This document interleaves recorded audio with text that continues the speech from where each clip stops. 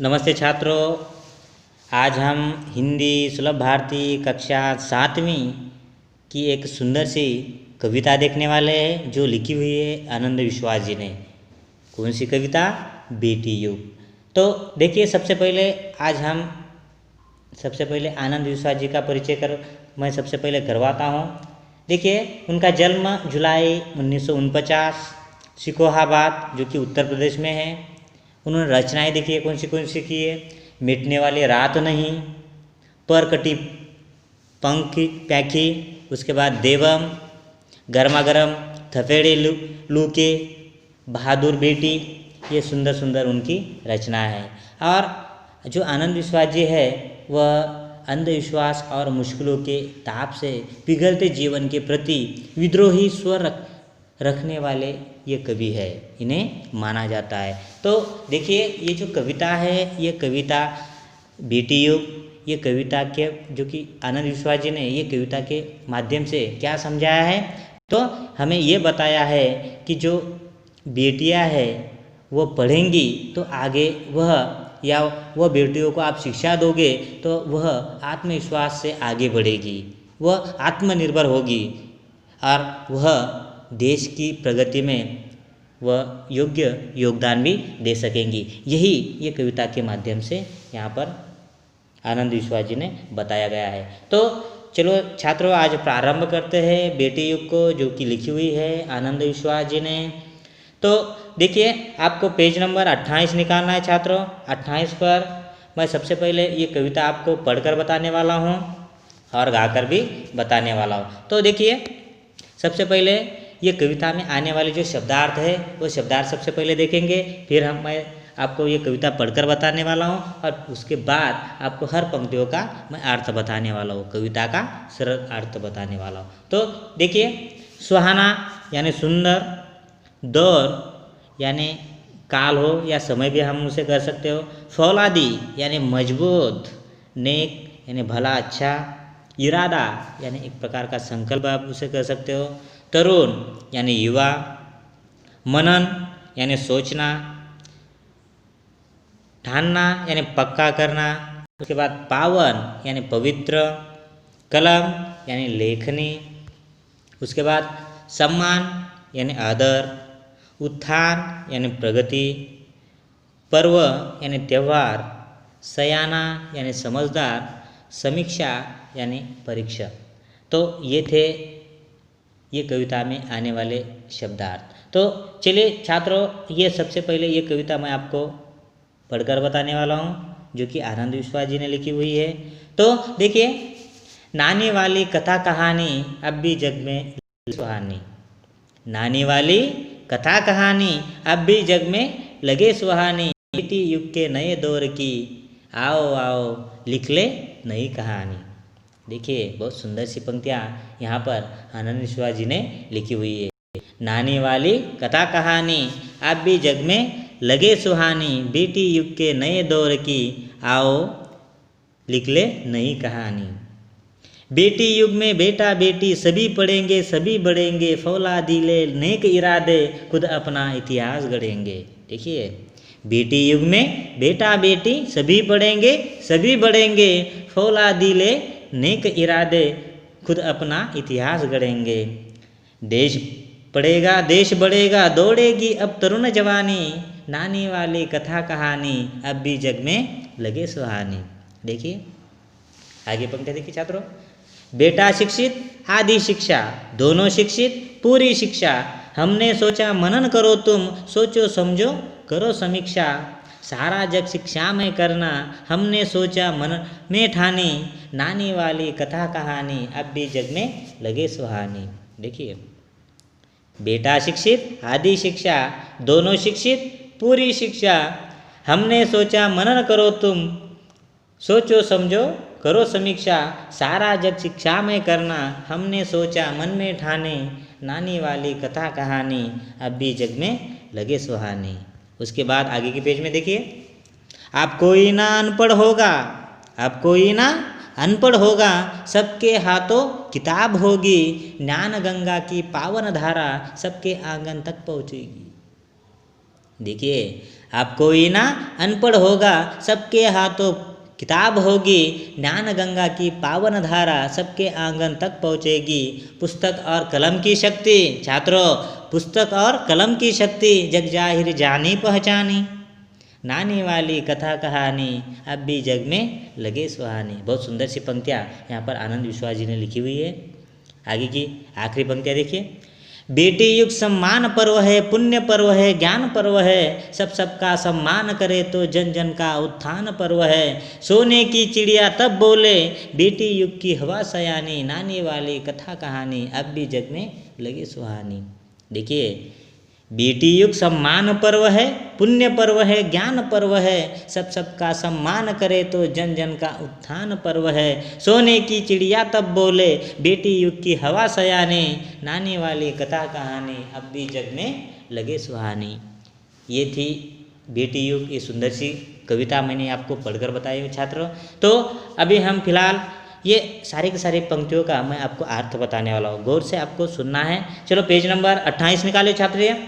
तो आज हम पहली पंक्तियों से शुरुआत करता हूँ। मैं सारे के सारे कविता जो कविता है, ये कविता का सरल अर्थ बताने वाला हूँ। तो शुरुआत करता हूँ पहली पंक्तियों से। देखिए, नानी वाली कथा कहानी अब भी जग में लगे सुहानी, बेटी युग के नए दौर की आओ लिख ले नई कहानी। देखिए, आपको तो पता ही है, फिलहाल देश का विकास हो रहा है। फिलहाल जो युग है, ये युग में देश का विकास हो रहा है। लेकिन देखिए, नानी वाली कथा कहानी आज भी आपको जो नानी है, आपको पता है, जो आपकी जो नानी होती है, आपको सुंदर सुंदर कहानियाँ सुनाती है आज भी। जैसे कि छोटा सा बच्चा हो, वो कभी सोता नहीं है, तो उसी समय वो नानी उन्हें सुंदर सुंदर राजाओं महाराजाओं के कहानियाँ सुनाती है, और वो आपको सुहानी यानी क्या छात्रों? तो सुंदर, आपको पता है। तो आप भी, जैसे कि मैं भी छोटा हूँ, या मैं जब छोटा था मुझे भी नानियाँ कहानियाँ सुनाती थी, और कहानियाँ सुनते सुनते मैं सो जाता था वो कहानियाँ सुनते सुनते मुझे भी इतनी सुंदर लगती थी वो कहानियाँ कि देखिए मत। उसी प्रकार आज भी देखिए, ये जो देश है वो प्रगति की ओर, ये विकास की ओर आगे बढ़ रहा है। लेकिन आज भी हमें जो नानी की जो सुंदर सुंदर कहानियाँ हैं, बड़ी प्यारी सी लगती है छात्रों। कैसी लगती है? प्यारी सी। आगे देखिए, पहले ये दो पंक्तियों का अर्थ बता रहा हूँ। नानी वाली कथा कहानी अब भी जग में लगे सुहानी। जो नानी की जो कथाएं कहानियाँ होती है, वो आज भी हमें ये जग में कैसी लगती है? सुहानी यानी सुंदर, प्यारी सी। आज भी नानी की जो कहानियाँ जब सुनाती है तो हमें अच्छा लगता है। लेकिन बेटी युग के नए दौर की आओ लिख ले नई कहानी। कोई बात नहीं है छात्रों, तो जो नानी की आपको सुंदर सुंदर कहानियाँ अच्छी लग रही है, लेकिन आज की जो बेटियाँ है, जो बेटे हैं, ये नए युग के जो दौर यानी ये समय, हम उसे काल भी कर सकते हो। और ये नए समय में आप तो पुरानी कहानियाँ दादियाँ तो आपको सुनाती है, लेकिन आपको खुद की कहानी बनानी है। क्योंकि फिलहाल ये जो युग है, ये काल है, जो समय है, ये दौर है, ये दौर पर खुद की आपकी एक कहानी आपको बनानी है। जो बेटियां है कि ये युग के संबंधित आपको आपकी या सुंदर सी ये देश की आपको क्या बनानी है? कहानी बनानी है। ये थी छात्रों ये दो पंक्तियों का सरल अर्थ था। कौन सा? नानी वाली कथा कहानी अब भी जग में लगे सुहानी, बेटी युग के नए दौर की आओ लिख ले नई कहानी। आपको तो पता ही है, देश का विकास कर रहा है, परंतु आज भी जो बच्चियाँ हैं, जो बच्चे हैं को नानी द्वारा सुनाई गई जो कहानियाँ हैं वो प्यारी लगती है। आओ अब हमें नई कहानियाँ लिखनी हैं जो बेटियों के नए युग के संबंधित हो। ये थी दो पंक्तियों का अर्थ छात्रों। मुझे पता है सारे के सारे छात्रों को ये पंक्तियों का अर्थ, जो कि इसका जो अर्थ है आपको पता ही चला होगा, लेकिन जिन्हें भी प्रॉब्लम आता हो तो वो कमेंट बॉक्स में लिख सकते हो। देखिए आगे की पंक्तियाँ देखिए। बेटी युग में बेटा बेटी सभी पढ़ेंगे सभी बढ़ेंगे, फौलादी ले नेक इरादे खुद अपना इतिहास गढ़ेंगे। देखिए आज के जो युग की जो बेटियां है, जो बेटा है, जो लड़के हैं, जो लड़कियां है, दोनों ही पढ़ेंगे। देखिए सभी पढ़ेंगे सभी बढ़ेंगे। सबको, जैसे कि पहले था कि लड़कियां पढ़ती नहीं थी, लेकिन हमने देखा जो बालिका दिन में हमने देखा कि जब से जब लड़कियां जब पाठशाला जाने लगी, ये सावित्रीबाई फुले ने जैसे कि पुणे में सबसे पहले जो पाठशाला शुरू की थी लड़कियों के लिए, तब से लेकर आज तक सारी के सारे हर क्षेत्र में लड़कियां आगे है, लड़कों के आगे लड़कियां आगे। तो इसलिए देखिए बेटी युग में ये फिलहाल जो काल समय है, ये जो बेटा बेटी का जो युग है, ये युग में सभी पढ़ेंगे, सबको आपको पढ़ना है और आगे बढ़ना है। देखिए सभी पढ़ेंगे सभी बढ़ेंगे, सबको पढ़ना है। पढ़ना यानी आपको मेहनत करनी है।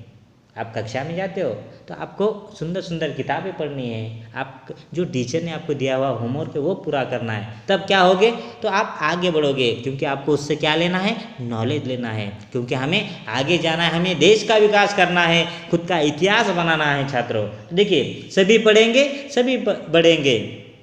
फौलादी नेक इरादे, फौलादी यानी आपके इरादे कैसे होने चाहिए। इरादा यानी क्या पता है छात्रों, इरादा यानी संकल्प। जैसे कि मैंने पहले ही शब्दार्थ में आपको बताया था, इरादा यानी संकल्प। और फौलादी यानी क्या, तो मजबूत। तो आपके इरादे कैसे होने चाहिए, मजबूत होने चाहिए। मैं आगे चलकर देश का विकास करूंगा और खुद का इतिहास बनाऊंगा। देखिए बेटी युग में बेटा बेटी, मैंने देखिए मैं अर्थ बता रहा हूँ कविता का सरल अर्थ। बेटी युग में बेटा बेटी, देखिए ये जो युग है, ये जो समय है फिलहाल बेटा बेटियों का, जो लड़के हैं जो लड़कियां हैं, इनका जो युग है, ये युग में सबको पढ़ना है, सबको आगे बढ़ना है।